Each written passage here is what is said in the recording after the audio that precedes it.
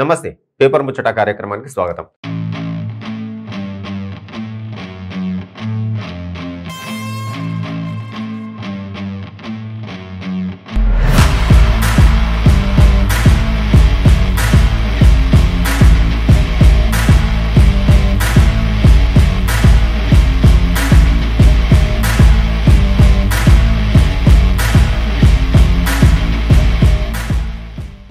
ఈ రోజు ప్రధాన వార్తాపత్రికల్లోని సంచికలు చూసే శీర్షికలు ఒకసారి చూద్దాము.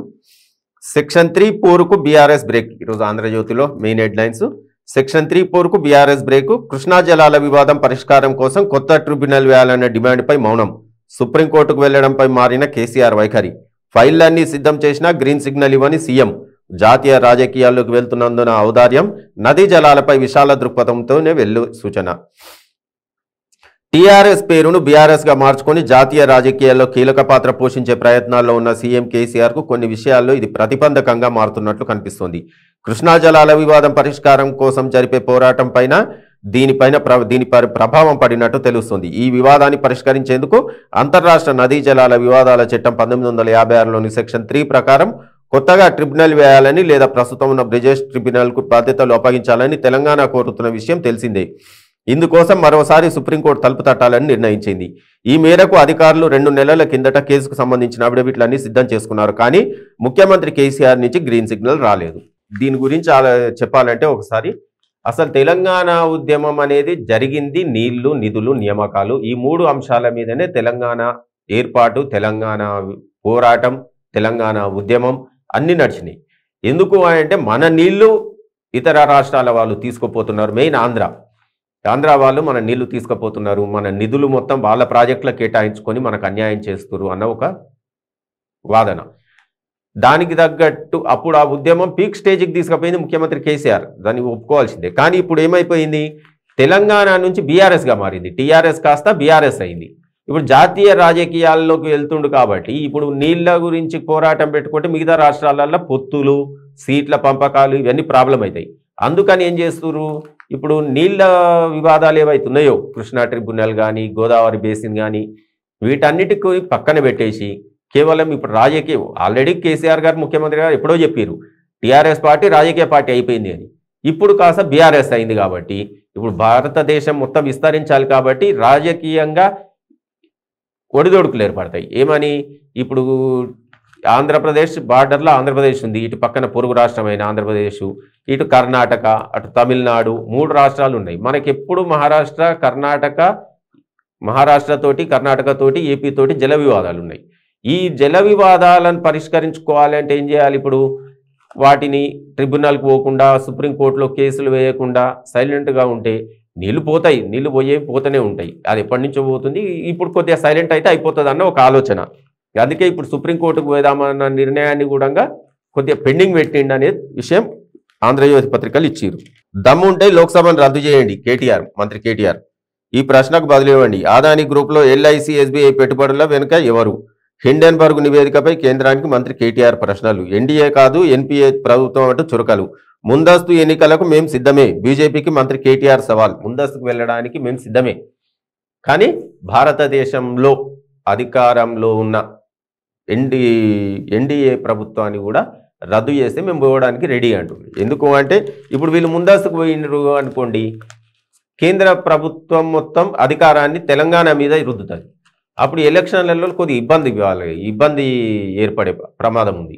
అందుకని ఏంది, మీరు రద్దు చేస్తే మేము రద్దు చేస్తాం. అప్పుడు మీ ప్రభుత్వం ఉండదు, మా ప్రభుత్వం ఉండదు, మీరు మా మీద పెత్తనం చేసడానికి ఏముండదు, అధికారం ఇక్కడ చూపించడానికి ఏముండదు అన్న ఉద్దేశం. అందుకే మీరు రద్దు చేయండి, మేము కూడా రద్దు చేస్తాం అని మంత్రి కేటీఆర్ అంటూ. కోవిడ్ ఖర్చు 30 లక్షల కోట్లు. చికిత్సకు ప్రపంచం చేసిన వ్యయం ఇది. ప్రజలకు 810% మేర పెరిగిన వైద్య ఖర్చు. ఆరోగ్యంపై గత 2 దశాబ్దాల కంటే ఎక్కువ. ఇప్పుడు కోవిడ్ తర్వాత మందులకే ఎక్కువ ఖర్చు అవుతుంది. సామాన్య ప్రజలు కూడా ప్రతిరోజు మందుల దుకాణం వెళ్ళడం, ఆసుపత్రులలో చుట్టూ తిరగడమే ఎందుకంటే కోవిడ్ వచ్చిపోయినాక చాలా వరకు ఆరోగ్య సమస్యలు ఏర్పడినాయి ప్రజలలో. మోడీతో 5 సభలు. ఎన్నికల షెడ్యూల్లోగా రాష్ట్రంలో ప్రధాని పర్యటనలు, బీజేపీ త్రిముఖ వ్యూహం. యూపీ సక్సెస్ ఫార్ములాతో ప్రత్యేక కార్యాచరణ. 15 రోజులకు విస్తృత కార్యక్రమం. 11,000 కార్నర్ సమావేశాలు, భారీ సభలు. తెలంగాణలోకి అధికారంలోకి రావాలన్న ఉద్దేశంతో భారతీయ జనతా పార్టీ గ్రౌండ్ లెవెల్లో పనిచేస్తుంది. అన్ని పార్టీల కంటే కూడా బీజేపీ కొద్దిగా డిఫరెంట్ చేస్తుంది. ఎందుకు అంటే బూత్ లెవెల్లో వెళ్తుంది. వాళ్ళు ఫస్ట్ బీజేపీ పార్టీ చేసేది ఏంటి అంటే బూత్ లెవెల్ కార్యకర్తలు ఎవరైతే ఉన్నారో బూత్ లెవెల్లోనే పటిష్టం చేస్తుంది. ఆ తర్వాతనే మిగతా నాయకుల గురించి ఆలోచిస్తుంది. కాబట్టి ఇప్పుడు తెలంగాణలో అధికారం కోసం మోడీ చేత 5 సభలు పెట్టిపిస్తే ఉత్తరప్రదేశ్లో ఏదైతే విజయాన్ని సాధించిరో అది తెలంగాణలో సాధించేటందుకు ఆ ఫార్ములాను తెలంగాణ అవలంబిస్తాం, తెలంగాణలో ఇంప్లిమెంట్ చేద్దామని చెప్పి చూస్తున్నారు. అందుకే ఒక 5 మీటింగులు పెట్టిపిస్తామని ట్రై చేస్తున్నారు.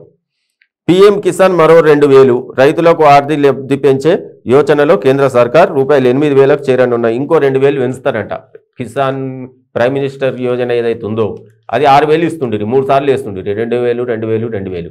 ఇప్పుడు ఏం చేస్తారు? 8,000 చేస్తారు. 8,000 చేస్తే దానివల్ల ఏమైపోతుంది? ఇంకో 2,000 పెరుగుతాయి. దాన్ని 4 సార్లు 4 విడతలు వేస్తారు. 2,000 2,000 2,000 2,000 4 సార్లు వేసి 8,000 ఇస్తారు అన్నట్టు. రైతులకు కొద్దిగా సాయం చేసినట్టు. ఉక్కిరి బిక్కిరి వివేక హత్య కేసులో అవినాష్ రెడ్డిపై ప్రశ్నల వర్షం. 4 గంటల 30 నిమిషాలు విచారించిన సిబిఐ చాలా ప్రశ్నలకు బదులివని ఎంపీ. ఏమిస్తారు? ఏం జవాబిస్తారు? తెల్లవారుజామున 3 గంటలకు ఫోన్ చేస్తే ఉదయం దాకా వెళ్ళలేదేం? గుండెపోటని ఎందుకు చెప్పారు? రక్తపు మరకలు తుడిచింది తెలుసా? దస్తగిరి వాంగ్మూలం సాక్ష్యాధారాల ఆధారంగా ప్రశ్నావళి. అవసరమైతే మరోసారి పిలుస్తామన్న కేంద్ర దర్యాప్తు సంస్థ. ఎంపీ అవినాష్ రెడ్డి ఈ సిబిఐ ఎంక్వైరీకి పోకముందే ముఖ్యమంత్రి గారి తల్లి అయిన వైఎస్ విజయమ్మను కలిసి ఆ తర్వాతనే సిబిఐ ఎంక్వైరీకి పోయాడు.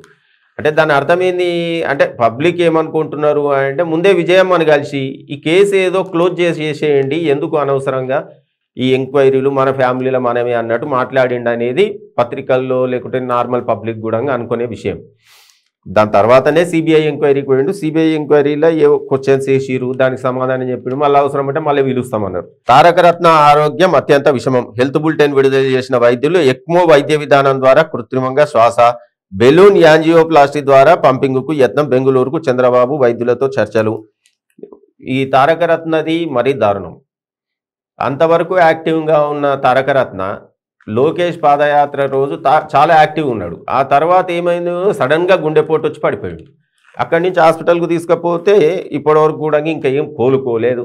సిచ్యువేషన్ క్రిటికల్గా ఉందని డాక్టర్లు చెప్తున్నారు. ఏం జరుగుతుందో చూడాలి. ఇంకా కోమాలను ఉన్నాడట. ఫ్లోరోసిస్ విముక్తి ఉద్యమకారుడు అంశాల స్వామి మృతి. త్రిచక్ర వాహనంపై నుంచి పడి తీవ్ర గాయాలు. శనివారం తెల్లవారుజామున కన్నుమూత. మంత్రి కేటీఆర్ సహా పలువురి సంతాపం. 2003లో ఫ్లోరోసిస్ సమస్యను నాటి ప్రధాని వాజ్పేయి దృష్టికి తీసుకువెళ్లిన స్వామి. ఉమ్మడి నల్గొండ జిల్లాలో చండూరు అక్కడ ఉన్న అంశాల స్వామి ఫ్లోరోసిస్ ఉద్యమంపై అలుపెరుగని పోరాటం చేశాడు.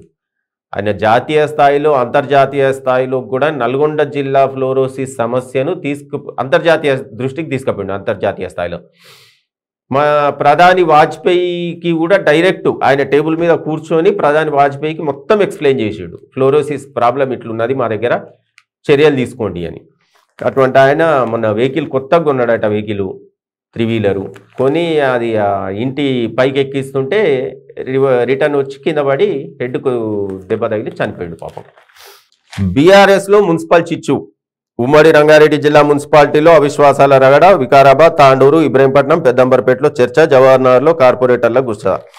బీఆర్ఎస్ అధికారంలోకి వచ్చినాక మున్సిపల్ చైర్మన్లు అయితే ఎవరైతే ఉన్నారో వాళ్ళందరి మీద ఇప్పుడు అవిశ్వాస తీర్మానాలు సిద్ధమవుతున్నాయి.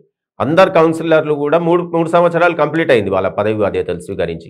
ఇప్పుడు దాంతో ఏమైపోయింది, వాళ్ళ గడువు ముయ్యగానే కొత్త వాళ్ళు మాకు కూడా అవకాశం రావాలన్న ఉద్దేశంతో ఎప్పటి నుంచో వెయిట్ చేస్తున్నారు. ఈ మధ్య కేటీఆర్ ఒక మెసేజ్ పెట్టినా కూడా కేటీఆర్ మెసేజ్ కూడా కేర్ చేస్తలేరు. వాళ్ళు కంపల్సరీ మేము చైర్మన్ కావాల్సిందే, మున్సిపల్ చైర్మన్ అన్న ఉద్దేశంతో కొంతమంది కౌన్సిలర్లు క్యాంపులు కూడా నిర్వహిస్తున్నారు. ఆల్రెడీ కొంతమంది కౌన్సిలర్లు టూర్కి పోయినట్టు తెలుస్తుంది. కొన్ని జాగాలల్లో, కొన్ని ప్లేస్లల్లో ఇంక ఇప్పుడిప్పుడే అవిశ్వాస తీర్మానాలకు నోటీసులు ఇచ్చిండ్రు. అవి ఎక్కడెక్కడ అనేది తొందరలోనే బయటకు వస్తాయి. కానీ చాలా వరకు మున్సిపాలిటీలలో కౌన్సిలర్లు మేము కూడా మున్సిపల్ చైర్మన్ కావాలని ఎవరైతే పెద్ద లీడర్లు ఉన్నారో వాళ్ళు ఆల్రెడీ ప్రయత్నాలు మాత్రం తీవ్రతరం చేసిర్రు. అది తొందరలోనే ఏదో ఒకటి తెలిసిపోతుంది. నోటీసులు ఇప్పటికే చాలామంది కౌన్సిలర్లు కలెక్టర్లకు నోటీసులు అందజేసిర్రు. బాలాపూర్ మండలం నాదర్గుల్లోని మాతృదేవోభవ అనాథాశ్రమంలో ఆశ్రయం పొందుతున్న దాదాపు 100 మందికి పైగా అభాగ్యులు ఆకలితో అలమటించే పరిస్థితి వచ్చింది. ఇన్నాళ్ళు దాతల సహాయ సహకారాలతో ఎలాగోలా నెట్టుకొచ్చిన నిర్వాహకులకు ఇటీవల దాతల రాక తగ్గిపోవడంతో అక్కడికి అభాగ్యులకు కడుపు నిండా తిండి పెట్టలేని పరిస్థితి తలెత్తే సూచనలు కనిపిస్తున్నాయి. ఇది అందరికీ ఒకసారి చెప్పడం ఏంటంటే, ఈ అనాథాశ్రమం ఏదైతే ఉందో రోడ్డు మీద అభాగ్యులది, ఇది రోడ్డు మీద ఉన్నటువంటి దిక్కు లేని వాళ్ళందరినీ తీసుకుపోయి ఈ అనాథాశ్రమంలో, ఈ అభాగ్య ఆశ్రమంలో వేస్తున్నారు, అభాగ్యుల ఆశ్రమం. దీంతో ఏంది, వాళ్ళందరికీ కడుపు నింపుతుండు పాపం ఆయన ప్రతిసారి. ఇప్పుడు దాతలు కూడా రావడం తగ్గిరట. ఇప్పుడు వచ్చిన ఫండు లేదు, కిరాణా సామాను కూడా అయిపోయింది. ఎవరైనా సహాయం చేయదలుచుకుంటే మీ బర్త్డే అని ఇంకేమైనా కార్యక్రమాల సందర్భంగా మీరు పెట్టే ఖర్చు ఏదో ఈ అనాథాశ్రమానికి పోయి పెడితే అభాగ్యులకు ఎందరికో కడుపు నింపిన వాళ్ళు అవుతారు. చాలామంది రేషన్ షాపులలో రేషన్ సామాను, ఇప్పుడు బియ్యం ఏవైతే ఫ్రీ ఇస్తారో ఆ బియ్యం కూడా కొంతమంది వాడుకుంటలేరు. ఆ బియ్యాన్ని కూడా వాళ్ళకు దానం చేస్తే, వాళ్ళకు వితరణ ఇస్తే వాళ్ళు కూడా హ్యాపీగా ఫీల్ అవుతారు. వాళ్ళ కడుపు నిండా అన్నం లేక ఇబ్బంది అవుతుందట వాళ్ళకు. బాలాపూర్లో ఉంది ఈ అనాథాశ్రమం. ఒకవేళ ఎవరైనా ఇవ్వాలనుకుంటే ఆ బాలాపూర్ అనాథాశ్రమానికి వెళ్ళి బియ్యము అలాంటివి ఏమైనా సహాయం చేస్తే కడుపు నింపిన వాళ్ళం అవుతాం.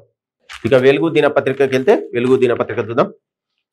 పార్లమెంటును రద్దు చేస్తే ముందస్తుకు మేము రెడీ, ఎవరేందో ప్రజలు తెలుస్తారు. బీజేపీ నేతల కేటీఆర్ సవాల్. ఎప్పుడు ఎన్నికలు వచ్చినా కార్యకర్తలు కష్టపడి పనిచేయాలి. కేసీఆర్ సర్కార్ అప్పులపాలు చేసి భవిష్యత్ తరాలకు భరోసా ఇస్తున్నది. ప్రపంచంలోనే అతిపెద్ద లిఫ్ట్ ఇరిగేషన్ ప్రాజెక్టు కాళేశ్వరాన్ని కట్టింది. మోడీ సర్కార్ 100 లక్షల కోట్ల అప్పులు చేసింది. ఎంపీ అరవింద్ ఇష్టారీతిగా మాట్లాడుతున్నారని ఫైర్. నిజామాబాద్ ఇందూర్ కళాభారతికి శంకుస్థాపన. నిజామాబాద్లో నిన్న మంత్రి కేటీఆర్ పర్యటించిండు. ఈ సందర్భంగా బీజేపీపై బాగానే విరుచుకుపడ్డాడు. మీరు రద్దు చేయండి ప్రభుత్వాన్ని, మేము కూడా రద్దు చేస్తాం, ఇద్దరం ఎలక్షన్లకు పోదాం, ఎవరి సత్తా ఏందో తెలుస్తుంది, ఎవరి అధికారాన్ని ఇంకో రాష్ట్రాల మీద పెత్తనం చెలాయించొద్దు అని చెప్పి ఆయన ఉద్దేశం. 2014 నుంచి 2020 వరకు రాష్ట్రంలో 6121 మంది రైతుల ఆత్మహత్య. స్టేట్ పోలీస్ డిపార్ట్మెంట్ లెక్కలు ఇవి. అయినా ఆత్మహత్యలే లేవంటున్న సీఎం కేసీఆర్. రైతు ఆత్మహత్యల్లో తెలంగాణ 4వ ప్లేస్.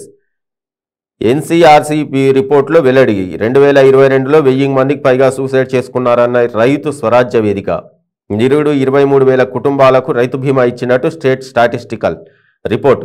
అందులో రైతుల మరణానికి కారణాలు చెప్పని సర్కార్. ఈ నెలలోనే 11 మంది రైతుల బలవన్మరణం.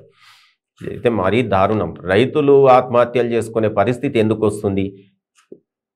సెంట్రల్ గవర్నమెంట్ 100 లక్షల 1000 లక్షలు 100 లక్షలు అప్పులు చేస్తున్నామని సెంట్రల్ గవర్నమెంట్ అంటుంది. స్టేట్ గవర్నమెంట్ 1000 కోట్ల అప్పులు చేస్తున్నారు, 1000 లక్షల కోట్ల అప్పులు చేస్తున్నారని స్టేట్ గవర్నమెంట్ చేస్తుంది. మరి అయినా కూడా ఈ రైతుల ఆత్మహత్యలకు ఎందుకు పాల్పడుతున్నారు? వాళ్ళ గిట్టుబాటు ధర ఇస్తే అయిపోతుంది కదా. రైతులు పండించేది 6 కాలం కష్టపడి వాళ్ళు సేద్యం చేసి పండించిన పంటకు కనీస మద్దతు ధర ఇస్తే వాళ్ళు హ్యాపీగా రైతులు పండించుకుంటూ పంటలు పండించుకుంటూ మన కడుపు నింపుతారు. అటువంటి రైతులకు కూడా కడుపు నిండే పరిస్థితి లేదు.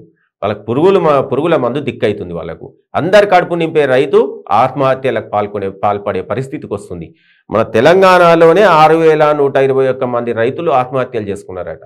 అటువంటి పరిస్థితి పోవాలి. రాష్ట్ర ప్రభుత్వాలు కనీసం ఏ ప్రభుత్వం అయినా సరే, ఈ ప్రభుత్వం ఉండని వచ్చే ప్రభుత్వం కానీ ఏ ప్రభుత్వం అయినా రైతులకు అండగా నిలవాలి, వాళ్ళకు మద్దతు ధర కల్పించాలి. ఎలాగూ మార్కెట్లో రేట్లు అధికంగానే ఉన్నాయి, మరి మద్దతు ధర ఎందుకు వస్తలేదు రైతులకు? పండించిన రైతుకు రేటు లేదు కానీ దళారులే దోచుక తింటున్నారు. సామాన్యుడు డబ్బులు పెడుతుండు, ఆ డబ్బులు దళారులు దోచుకుంటున్నారు. అది రైతుల జేబులోకి వెళ్ళాలి. అప్పుడే ఈ దేశం రాష్ట్రం సుభిక్షంగా ఉంటుంది. ఫీజు రీఎంబర్స్మెంట్ చెల్లించకుంటే అసెంబ్లీని ముట్టడిస్తాం. బీసీ స్టూడెంట్లకు పూర్తి ఫీజు రీఎంబర్స్మెంట్ చెల్లించకుంటే అసెంబ్లీని ముట్టడిస్తామని బీసీ సంక్షేమ సంఘం జాతీయ అధ్యక్షుడు ఎంపీ ఆర్ కృష్ణయ్య హెచ్చరించారు. బీసీ ఈబీసీ స్టూడెంట్లకు పూర్తి ఫీజులు చెల్లించాలని డిమాండ్ చేస్తూ 1000 మంది స్టూడెంట్లు శనివారం మాసప్ ట్యాంకులోని తెలుగు సంక్షేమ భవనాన్ని ముట్టడించారు. రాష్ట్ర బీసీ విద్యార్థి సంఘం కన్వీనర్ వేముల రామకృష్ణ నీలా వెంకటేష్ ఆధ్వర్యంలో జరిగిన ఈ కార్యక్రమంలో ఆర్ కృష్ణయ్య పాల్గొని మాట్లాడారు. చాలా వరకు ఫీజు రియంబర్స్మెంట్ డబ్బులు, స్కాలర్షిప్లు పెండింగ్లు ఉన్నాయి. విద్యార్థులకు సకాలంలో అవి అందక విద్యార్థులు ఘోష పడుతున్నారు. వాళ్ళకు డబ్బులు వస్తే ఫీజులు కట్టుకుంటారు, ప్లస్ స్కాలర్షిప్స్ వస్తే వాళ్ళకి అవసరాలు తీరుతాయి. స్కాలర్షిప్లు టైంకి వస్తలేవు, ఫీజు రియంబర్స్మెంట్ బకాయిలు అలాగే పెండింగ్లో ఉన్నాయి. దాంతో కాలేజీలు యాజమాన్యాలు వేధింపులకు పాల్పడుతున్నాయి విద్యార్థుల మీద. ఫీజులు కట్టండి, ఫీజు రియంబర్స్మెంట్ వచ్చినాక అప్పుడు రిటర్న్ ఇస్తామని. కానీ ఎక్కడి నుంచి తెచ్చి కడతారు? ఏ పేదలకు నాణ్యమైన చదువు రావాలి, ఉన్నత చదువులు అభ్యసించాలన్న ఉద్దేశంతో పెట్టిన స్కీమే కదా ఈ ఫీజు రియంబర్స్మెంట్. ఆ రియంబర్స్మెంట్ ఏదో రిలీజ్ చేస్తే వాళ్ళ చదువులు వాళ్ళు చదివి మన రాష్ట్రానికి మంచి పేరు వస్తుంది కదా, మంచిగా చదువుకొని మంచి ఉద్యోగాలు సాధిస్తే. ఫిబ్రవరి 1 నుంచి పాఠాలు చెప్పాం, లాంగ్వేజెస్ పండిట్ జేఏసీ ప్రకటన. 9th 10th క్లాసులకు వెళ్లే ప్రసక్తే లేదు, ప్రమోషన్లు ఇవ్వాలంటూ సీఎంకు లేఖలతో నిరసన. ఫిబ్రవరి 1 నుంచి 9, 10వ తరగతికి పాఠాలు చెప్పబోనని లాంగ్వేజ్ పండిట్ జేఏసీ నిర్ణయం తీసుకున్నది. కేసీఆర్ ఇచ్చిన హామీ మేరకు తమకు ప్రమోషన్ ఇవ్వాల్సిందేనని జేఏసీ స్టీరింగ్ కమిటీ నేతలు సి జగదీష్, ఎండి అబ్దుల్లా, సిఎస్ శ్రీనివాస్, నరసింహులు స్పష్టం చేశారు. శుక్రవారం విద్యాశాఖ మంత్రి సబితాయింద్ర రెడ్డి, విద్యాశాఖ కార్యదర్శి వాకాటి కరుణ తదితరులను కలిసి ఇదే విషయం పోలీసు నోటీసులు అందజేసినట్టు చెప్పారు. ఇంకా చెప్పారంట 9th క్లాసు 10th క్లాసులకు పాఠాలు చెప్పాం మేమని లాంగ్వేజ్ పండిట్లు ఎవరైతే ఉన్నారో లాంగ్వేజెస్ వాళ్ళు అంటుండ్రు. ఇప్పుడు ఎగ్జామ్స్ టైము, ఈ మార్చి ఏప్రిల్ ఎగ్జామ్ సీజన్, ఈ టైంలో వీళ్ళు సమ్మెకు పోతామంటారు. వీళ్ళు పాఠాలు చెప్పకుంటే విద్యార్థులకు ఓ 1 year లాస్ అవుతుంది.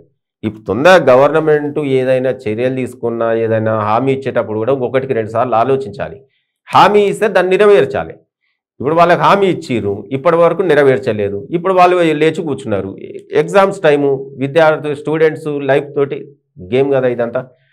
ఇటువంటి పరిస్థితులు రానిచ్చుకోవద్దు. తెలంగాణ ఉద్యమం చేసి సాధించుకున్న తెలంగాణలో ఎప్పటికప్పుడు ఏ సమస్య ఉన్నా ఇమ్మీడియట్ సాల్వ్ చేసుకుంటూ పోతే తెలంగాణ సాఫీగా సాగుతుంది, అభివృద్ధి వైపు పయనమవుతుంది. ప్యాసింజర్స్ కోసం ఆర్టీసీ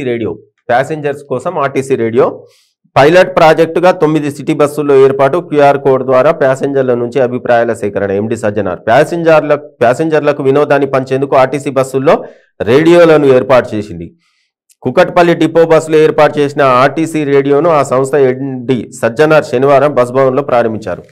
ఇక్కడ నుండి ఆర్టీసీ బస్సుల్లో ప్రయాణించే ప్రయాణికులకు రేడియో కూడా ఉంది.